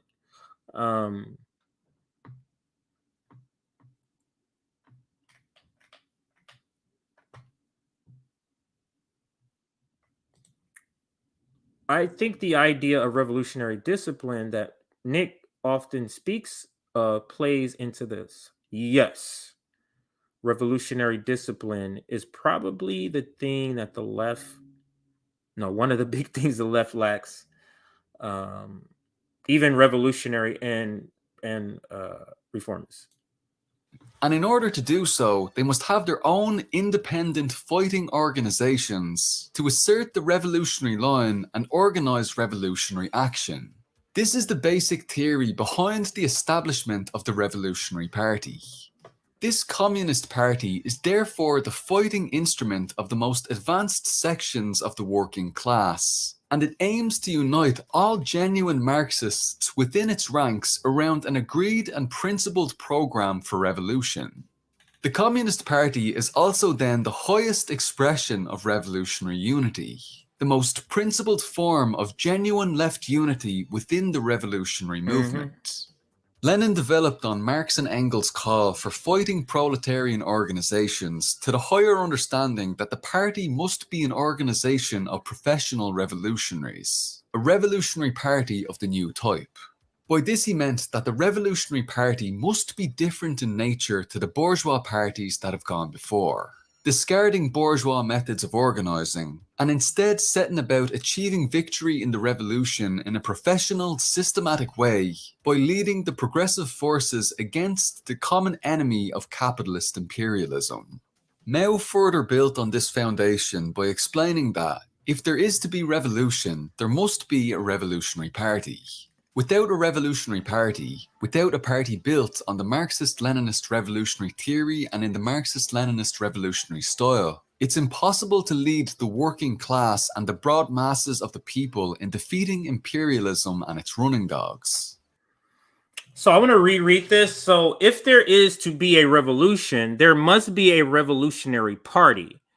Without a revolutionary party, without a party built on the Marxist-Leninist revolutionary theory and in the Marxist-Leninist revolutionary style, it is impossible to lead the working class and the broad masses of people in defeating imperialism and its running dog.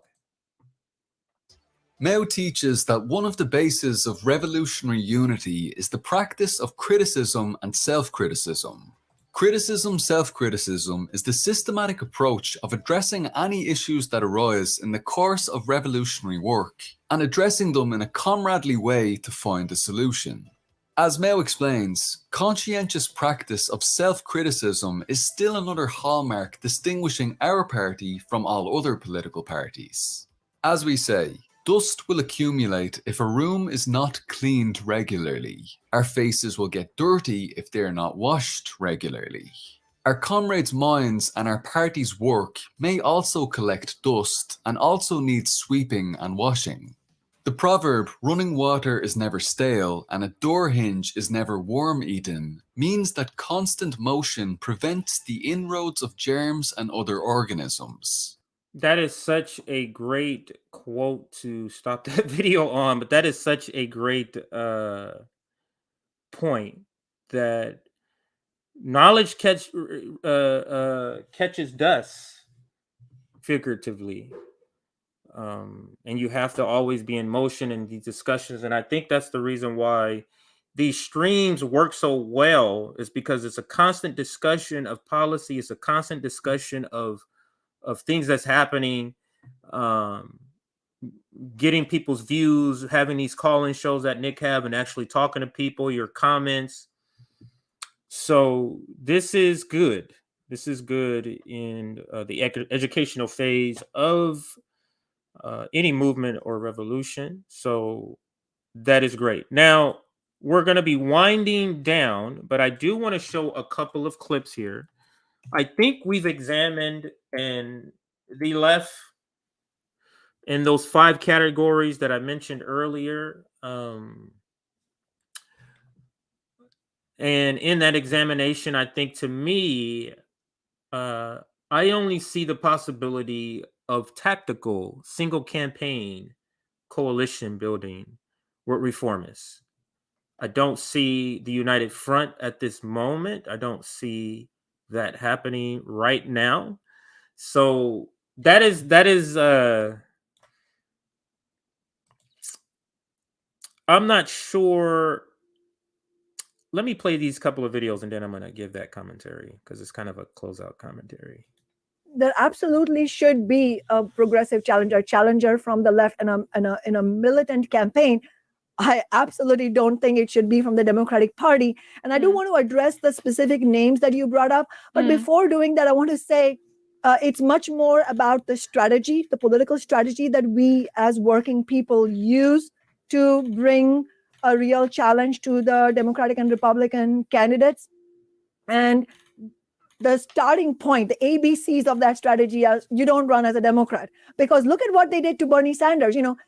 Every Tom, Dick, and Harry of progressive Democrats supported Bernie in 2020. They were, when I went to the Tacoma Dome to speak at Bernie's rally, they were all there with me.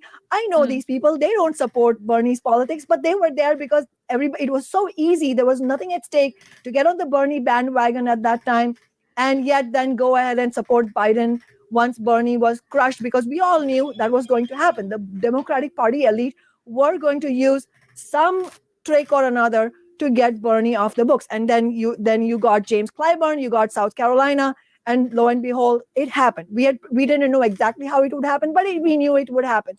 So the first obligation we have as people on the left, if we are serious organizers, if we have any loyalty to the working class, is to first be crystal clear about that. Whether it makes you popular or not, be crystal clear. The Democratic Party is not the way to go. And I don't want to hear, these things that people come up with on the left where they'll say, well, it's the ballot line, it's the technicality. No, this is no technicality. This is, if you don't run as an independent, you are not taking on the fight that needs to be taken on, which is to present an independent fight back. And if you don't, Bernie was the strongest expression so far of the burning desires that working people have. And I have a lot of appreciation for Bernie, but look what happened.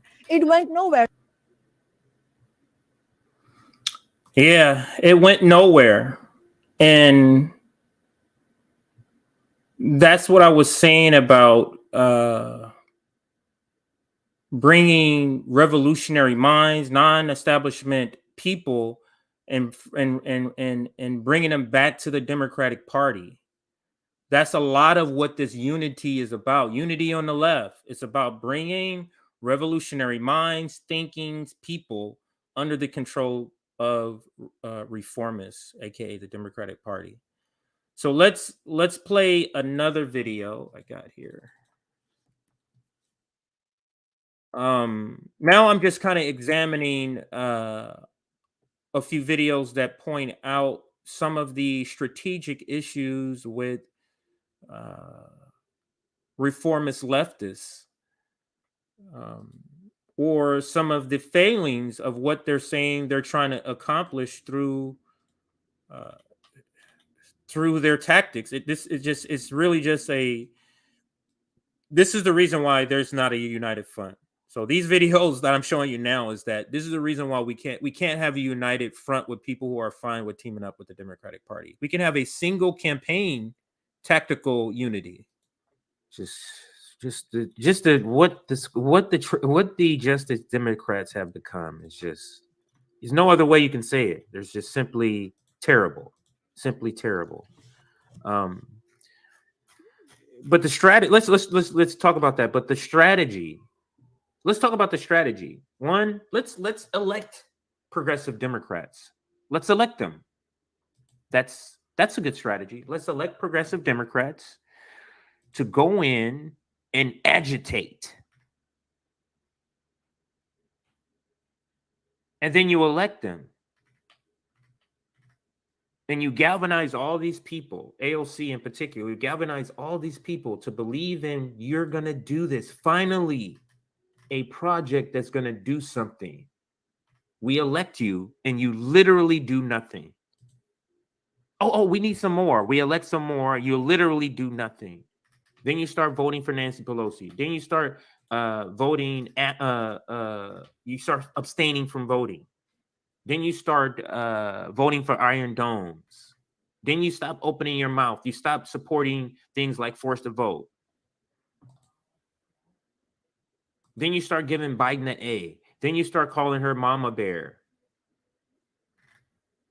What part of the strategy is all of this? Is my question. Like, what part of the strategy includes all of this garbage? Yeah, what part of the strategy includes that? I don't remember that being part of the Justice Democrat strategy when Cenk and Kyle launched it.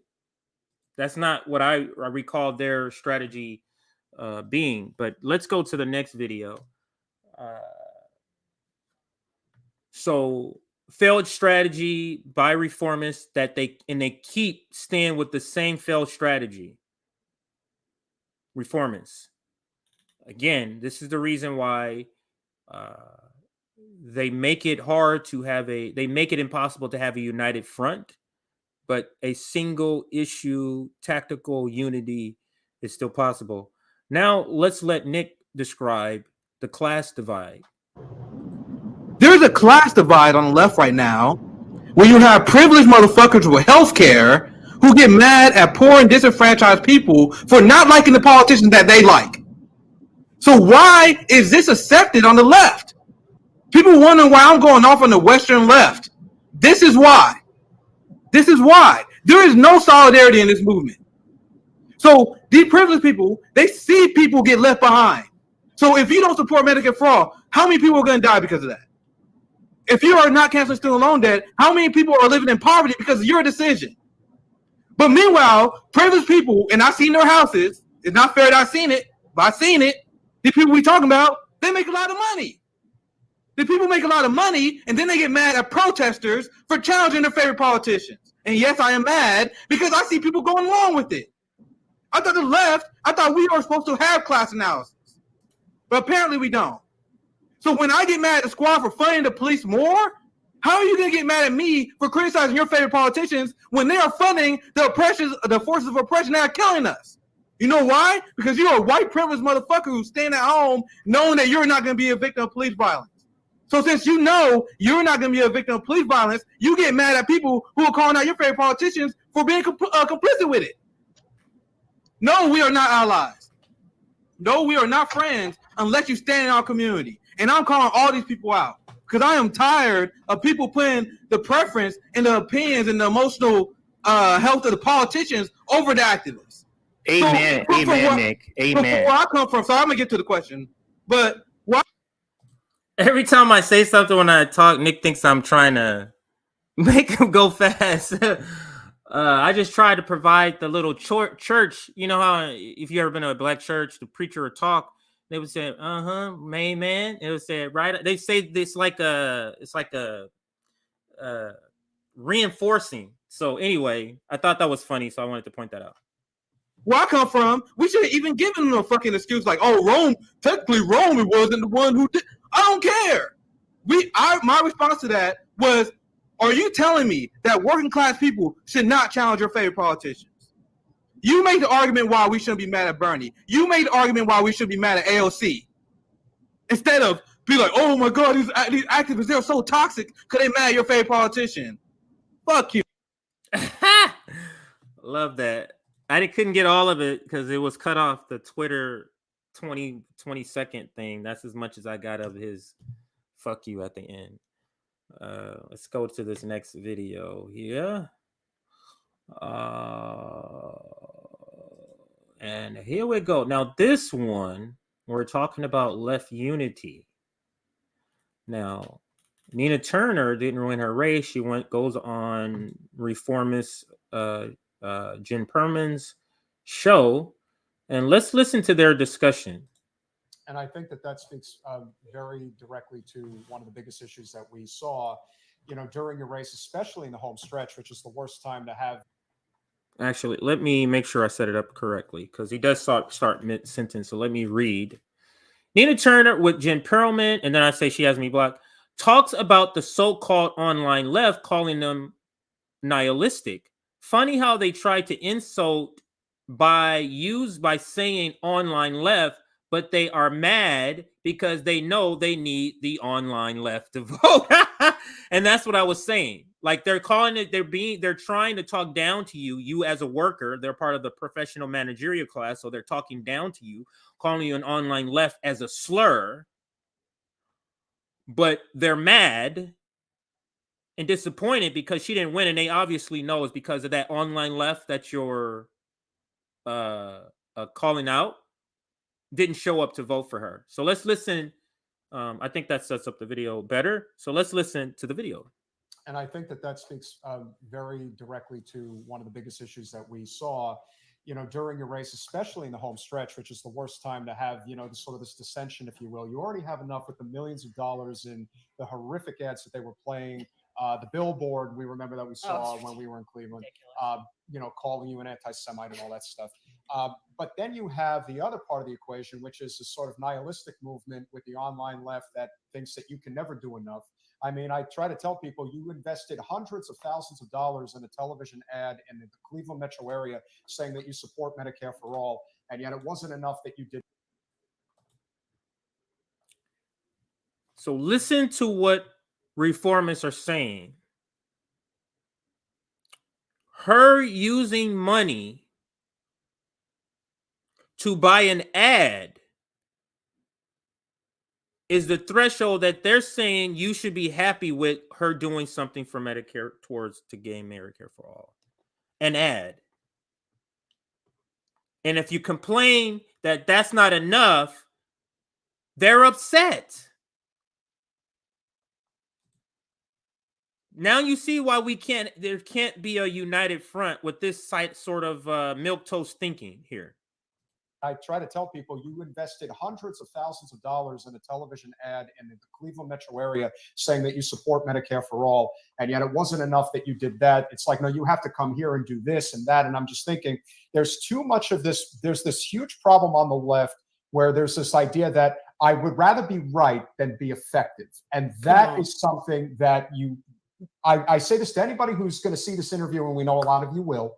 So think about what that means in terms of what you want to accomplish going forward. If you have any aspirations of Medicare for all, a living wage, ending the wars, a Green New Deal, then you're going to have to swallow your pride in some instances and recognize that you're not going to get everything you want at once, but so long as the person in question is fighting on the side of workers and not corporate special interests, that is the winning play, period. And I'm curious if you have any thoughts on that, because that's not going to get follow your pride in some instances and recognize that you're not going to get everything you want at once, but so long as the person in question is fighting on the side of workers and not corporate special interests. As long as the person is fighting on the side, what do you define as fighting?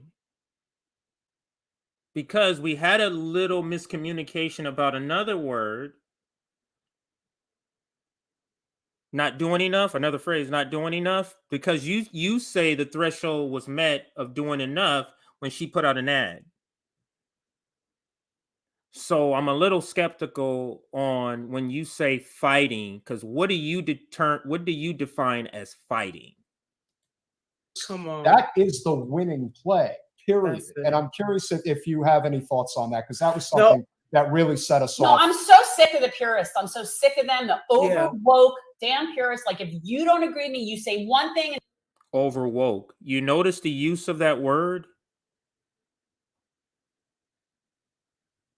You're using a word as if you're a conservative. You're using a word as a slur. Why are you as a leftist doing that? That doesn't make any sense, because you as a leftist know that the word woke has been co-opted. So it wouldn't make sense for you as a leftist to say something is I'm tired of these overwoke people. What does that mean? Overwoked.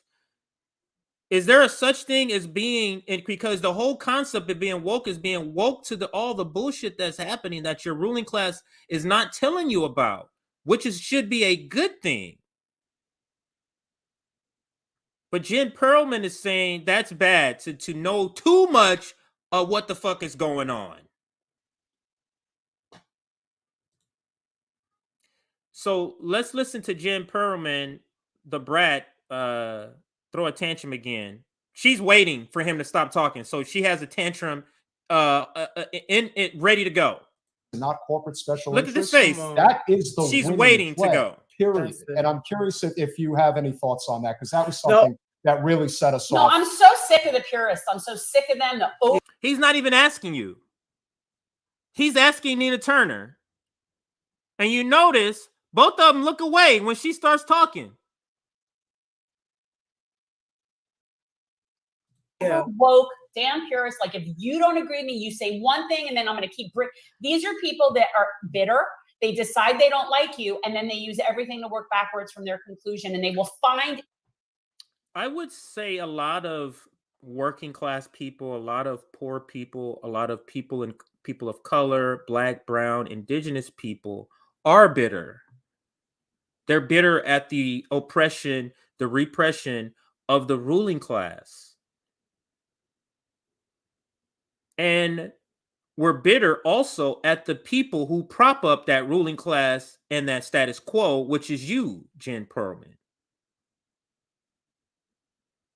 So the reason, because I've shown videos of her before, and it seems like she's always at that high mad, is because there's a lot of people on the left that completely turned off on her.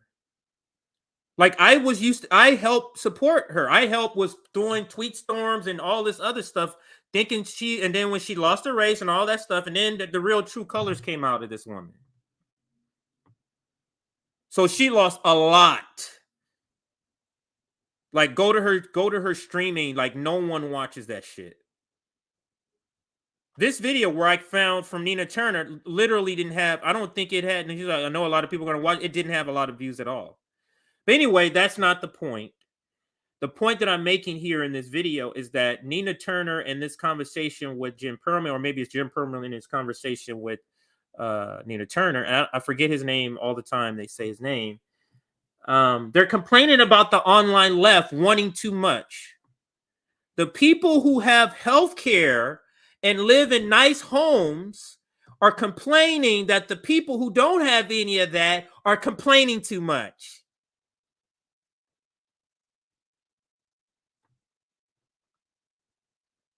You're complaining too much. Person who's been hit hardest by inflation, by person who's working 80 hours a week. You complaining about your politician not doing enough, that offends them. Because it's a reflection of them, why they step in to defend politician. Because guess what? If I'm a leftist and they're a leftist and I'm a leftist and I'm saying Nina Turner and I'm saying AOC and I'm saying the squad are terrible, guess what? That is a reflection of them. If you love them and I'm a leftist and I'm saying they're terrible, what is that saying about you, reformists?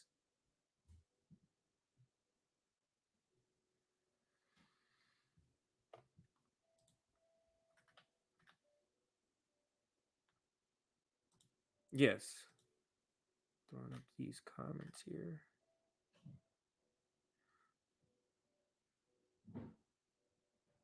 Okay. I'll put that up there. Yeah, she is a part of the TYT network. And I notice every time she posts, who would you like me to bring on? Either RBN gets tagged or like a bunch of us get tagged. So I wonder if she's seeing that people are tagging us for her to bring on. I wonder if she's seeing that. But I am going to call it quits here. I've hit the 2-hour mark. I was trying to prolong this to the 2-hour mark. So I've hit the 2-hour mark. And oops, this is not it. My bad, everybody. Okay. I'm pulling up the closeout video and the wrong one came up. Accidentally hit the wrong one. So anyway, so I will be ending the stream. Let's bring up this final closeout video. Thank you for everybody watching. Don't forget the what is it called? The Activist Summit is October 22nd to 23rd. Actually, it's a month, literally a month from this weekend. October 22nd and 23rd, Friday or Saturday and Sunday, showcasing activists. It's our second annual General Strike Summit, and the subtitle is Activist Summit because it's that's the theme of it. Join our Substack if you're looking to get notifications. If you're watching this on replay and you didn't catch it live and you're like, damn, I wish I would have known. I was home all day. I could have watched it. If you're not on our Substack, that's the reason why you didn't get the notification. YouTube does not do well with recommending people. So make sure you join our Substack. We're at 308 people. We pushed to 325 before the stream is over. And then last but certainly not least, JB fundraiser. We've hit $2,200. We're almost halfway there. $5,000 is the target for his housing. Remember, JB is disabled. He has dialysis 3 days a week, and he lives with his mom, who's also disabled. So help a comrade out. Toss some money into Venmo, $10, $5, whatever you can. And if they're all small, we don't have a lot of large donations. So imagine the amount of small donations we have received to reach $2,200. We have received a ton. And thank you to all of those that have donated to the JB fundraiser. He really appreciated it, and we also really appreciate it. So 687. So I'll update our subscriber count, 22,687. Thank you for those that joined today, because we did have more than 10 join during this stream, I should say. So thank you. Welcome aboard. Happy that you're a part of the team or a part of the community. We're going to be signing out. Oops. What happened? Sorry, everybody. I did not catch that until now. So what happened to the video? Did that video get taken down? Okay, so let's try this again. I don't know what happened here. I must have clicked something else. That must be what it is. So my bad. I wasn't looking at the screen. I was typing and did not see that it went off screen. Or I did not see that it wasn't on screen, I should say. All right, so we're going to leave you with this Malcolm X quote. We're dealing with the issues that can't be solved with the nation spending billions of dollars. We're dealing with issues that can't be solved without the nation spending billions of dollars and undergoing a radical redistribution of economic power. And that is what Martin Luther King is speaking about here. This is our closeout video. Make sure you subscribe on your way out. Thank you for watching, and power to the people. I'm your host, CJ, and this is MLK. We read one day, we hold these truths to be self-evident, that all men are created equal, that they are endowed by their Creator with certain inalienable rights, that among these are life, liberty, and the pursuit of happiness. But if a man doesn't have a job or an income, he has neither life nor liberty and the possibility for the pursuit of happiness. He merely exists. Estimated that we spend $322,000 for each enemy we kill in Vietnam, while we spend in the so-called war on poverty in America only about $53 for each person classified as poor. The promises of the Great Society have been shot down on the battlefield of Vietnam, making the poor, white and Negro, bear the heaviest burdens both at the front and at home. The other thing I want you to understand is this, that it didn't cost the nation one penny to integrate lunch counters. It didn't cost the nation one penny to guarantee the right to vote. But now we are dealing with issues that cannot be solved without the nation spending billions of dollars and undergoing a radical redistribution of economic power. Yeah.